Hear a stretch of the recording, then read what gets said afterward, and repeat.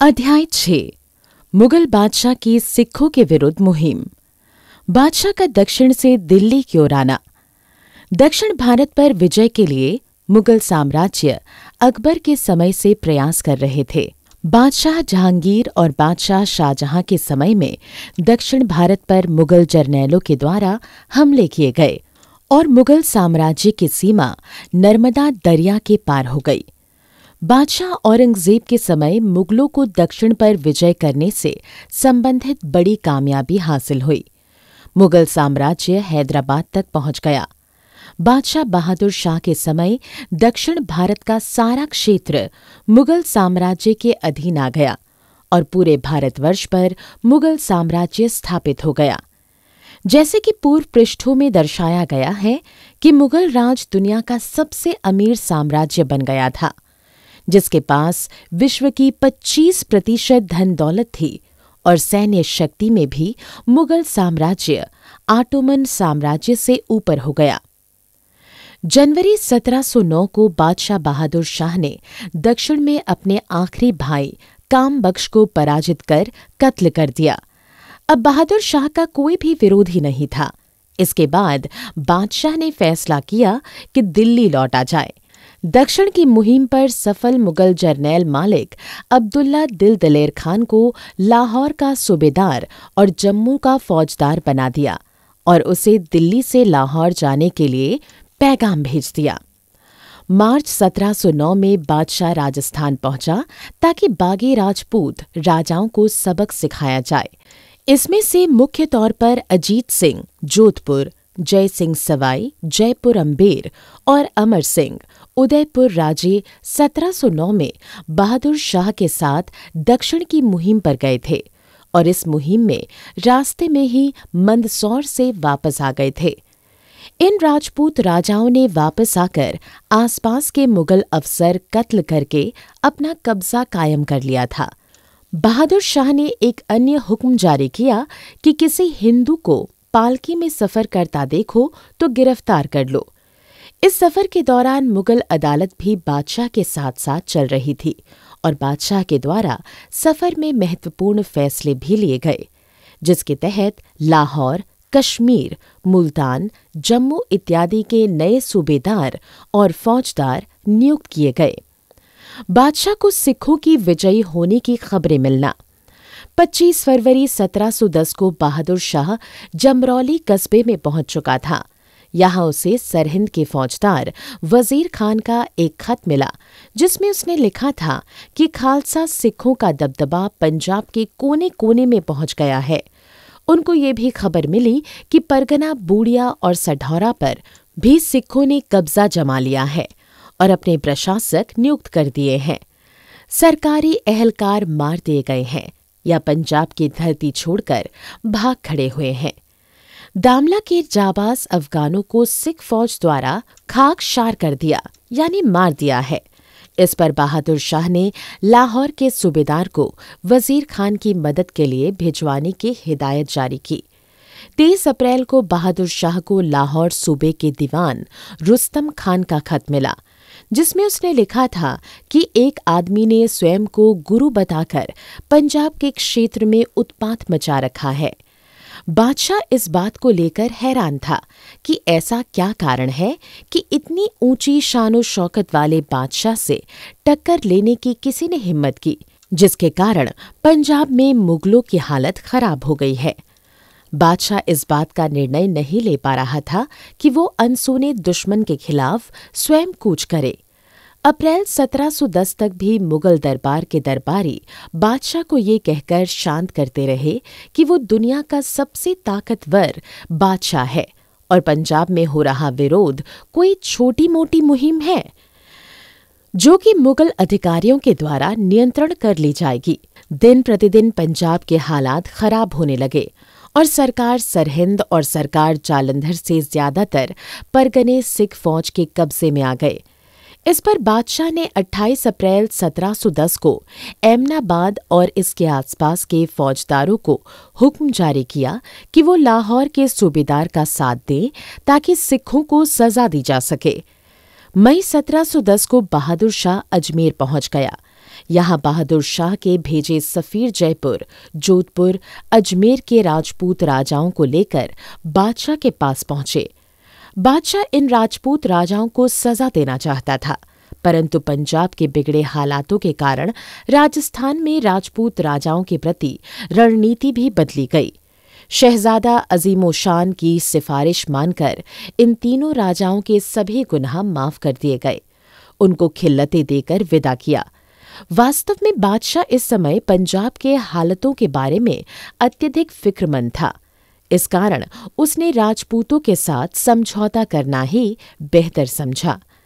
20 मई 1710 को बहादुर शाह को खबर मिली कि सरहिंद और लाहौर के इलाकों पर सिखों का कब्जा हो चुका है।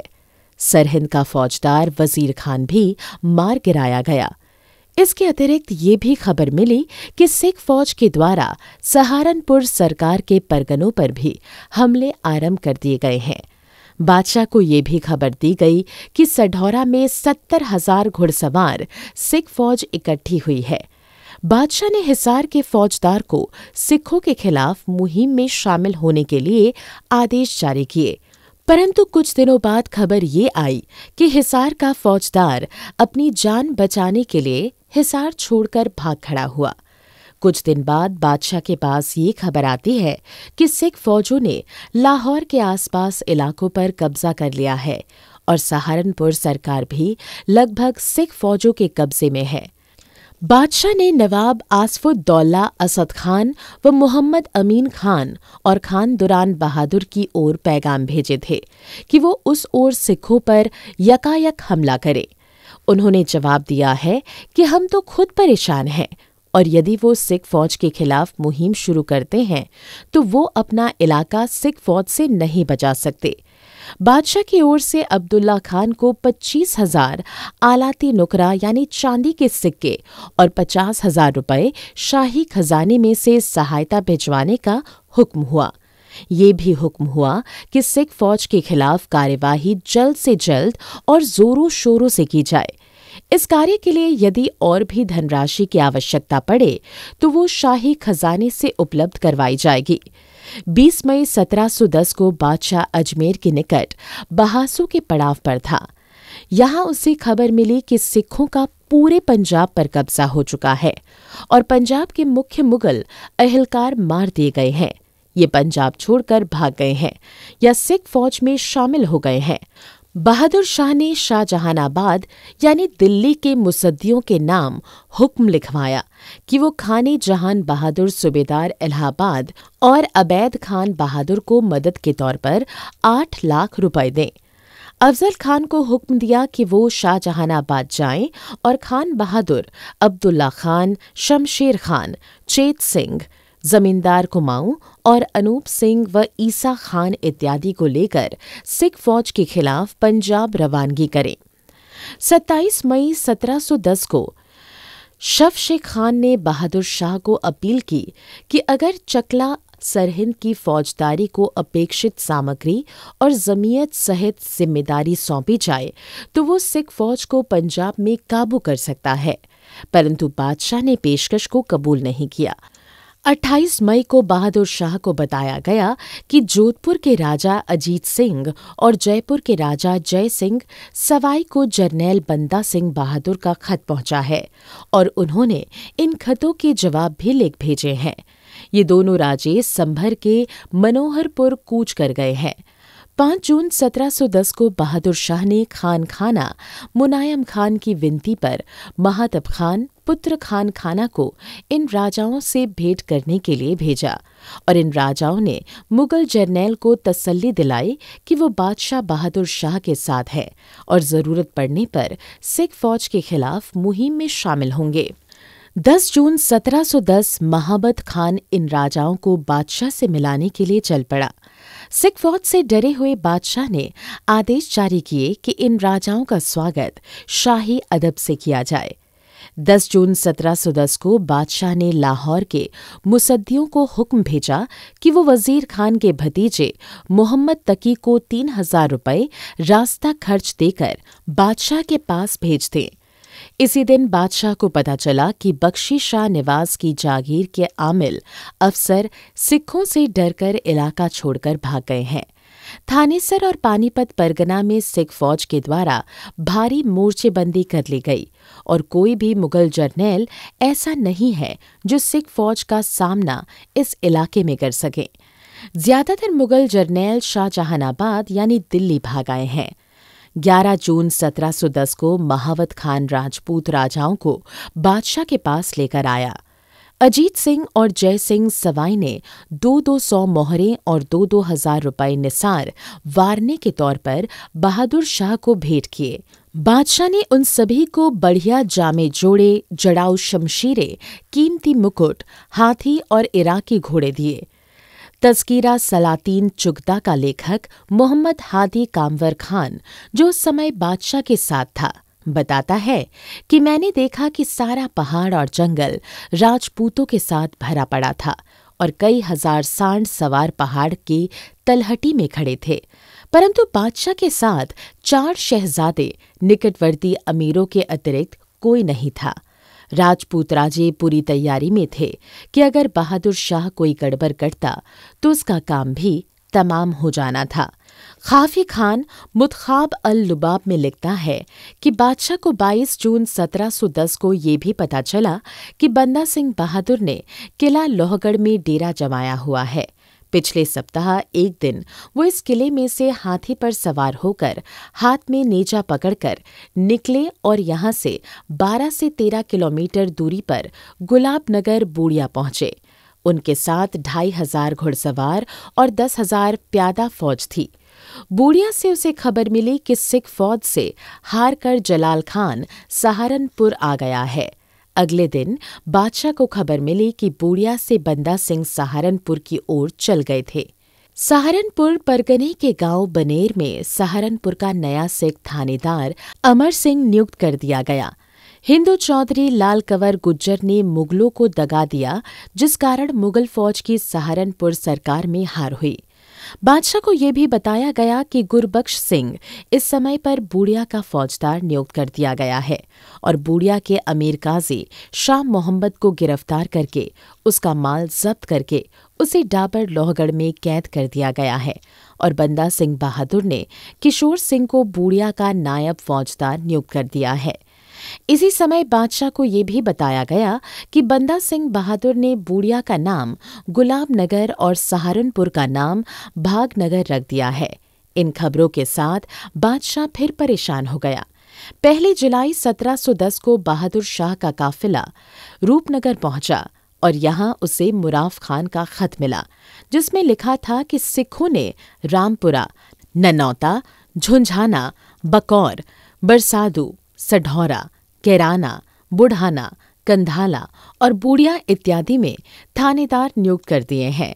सहारनपुर का कानूनगो और बागी गुज्जर सिख फौज के साथ मिल गए हैं।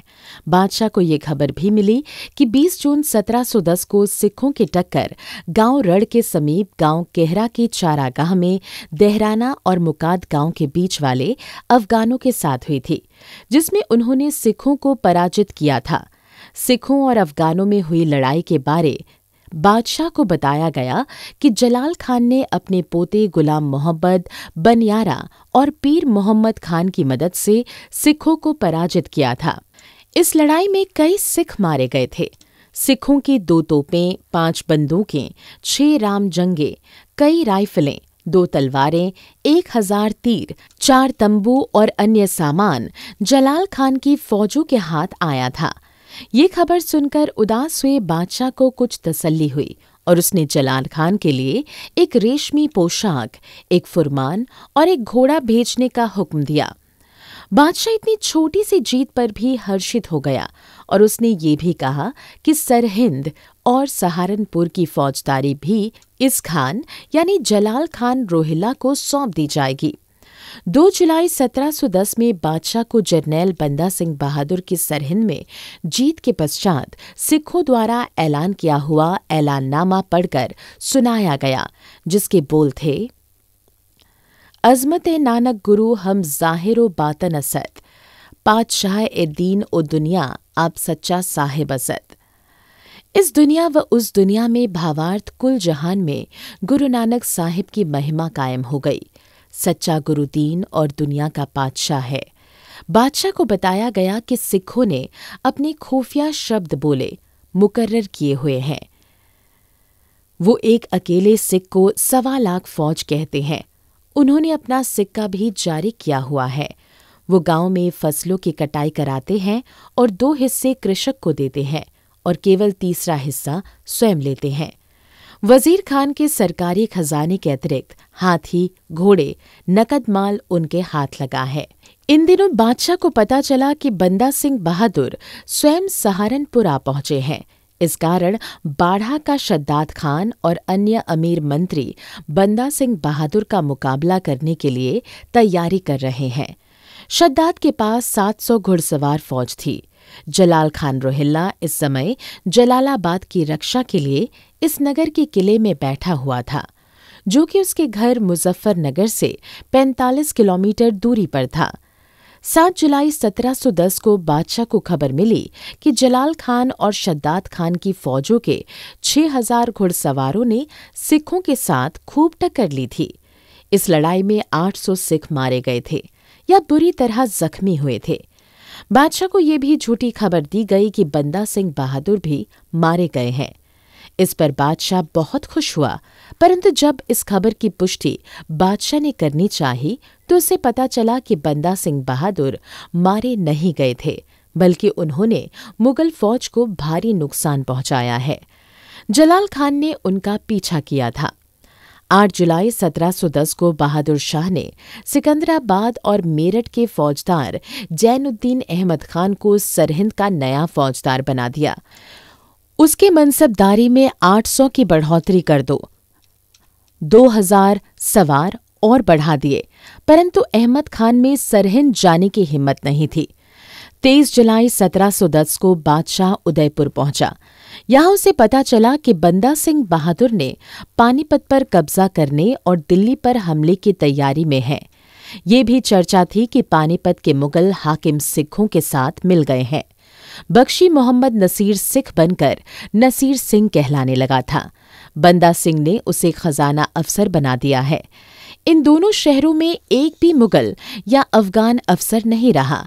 बादशाह को यह भी बताया गया कि बंदा सिंह बहादुर के पास कोई करामाती ताकत है। जब वो सहारनपुर जाने के लिए यमुना नदी के किनारे पर आए तो उन्होंने दरिया को कहा कि मेरी फौजों को पार करने के लिए रास्ता दे, तो दरिया तुरंत शांत हो गया और सभी सिख फौजें सरलता से पार हो गई। बादशाह को अपील भेजी कि वो फिरोज खान मेवाती की कमान के नीचे शाही फौज बंदा सिंह बहादुर के विरुद्ध भेजें। इस पर बादशाह ने रुस्तम दिल खान के द्वारा फिरोज खान मेवाती को सिखों के विरुद्ध फौज लेकर जाने का हुक्म दिया।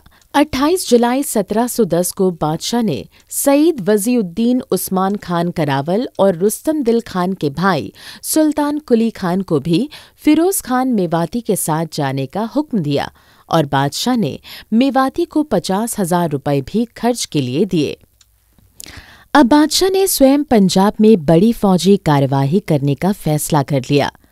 14 अगस्त 1710 को बादशाह मडगांव में था और यहाँ उसने आदेश जारी किया कि बादशाह के काफिले का कोई भी शाहजहानाबाद यानी दिल्ली ना जाए और ना ही राजधानी से किसी को शाही लश्कर में घुसने दिया जाए। बादशाह स्वयं भी दिल्ली नहीं गया और सीधा ही सोनीपत की ओर चला गया। बादशाह ने लखनऊ, मुरादाबाद और दिल्ली के सूबेदार भी अपनी फौजों सहित जर्नैल बंदा सिंह बहादुर के खिलाफ मुहिम में शामिल होने का हुक्म दिया। इसके अतिरिक्त बाढ़ा सादात, जिला मुजफ्फरनगर का सैयद अब्दुल्ला, सूबेदार इलाहाबाद, 2 हिंदू राजपूत राजा छत्रसाल बुंदेला और उदित सिंह बुंदेला को भी अपनी फौजें लेकर बादशाह के साथ चलने का हुक्म दिया।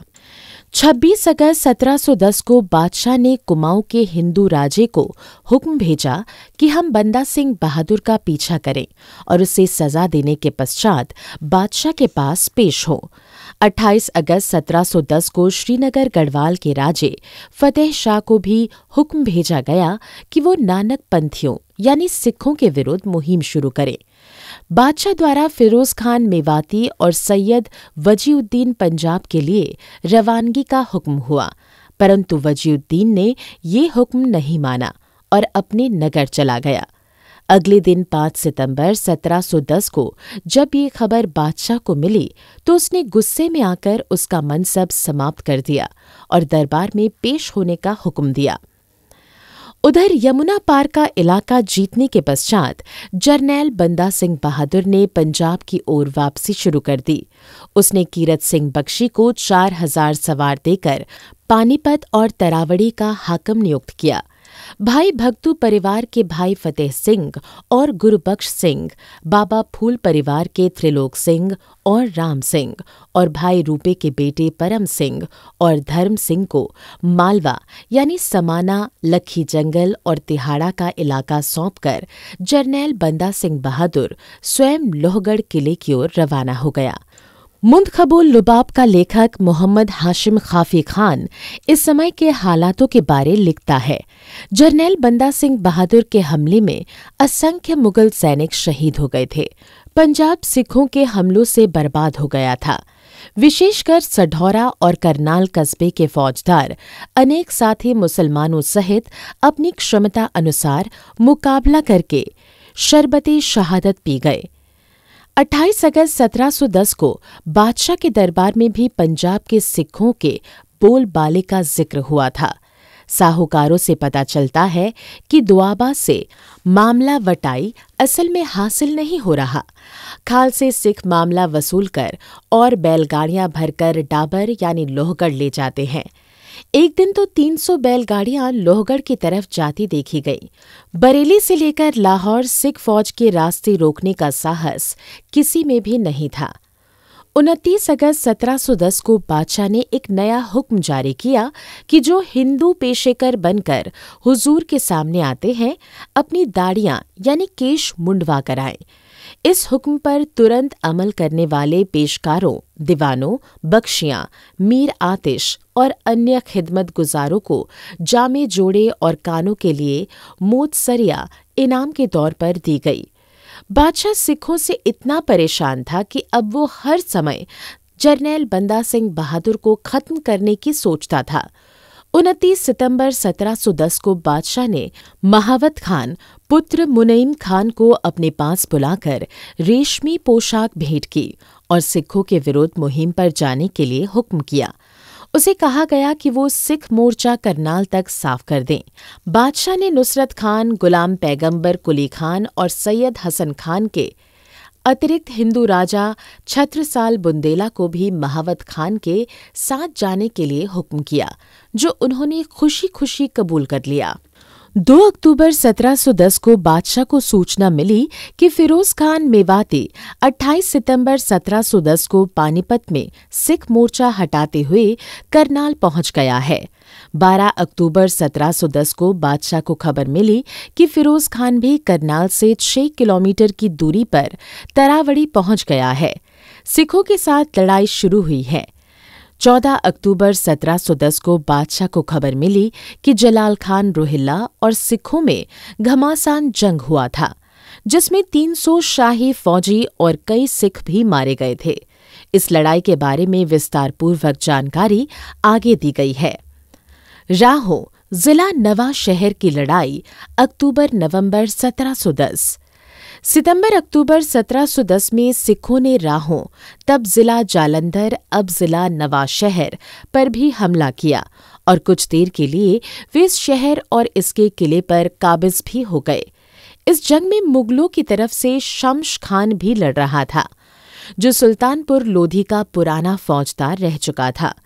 सितंबर में शम्स खान ने सिखों के विरुद्ध जिहाद का नारा लगाया और सुल्तानपुर और निकट के इलाकों से कई मुगल इकट्ठे कर लिए।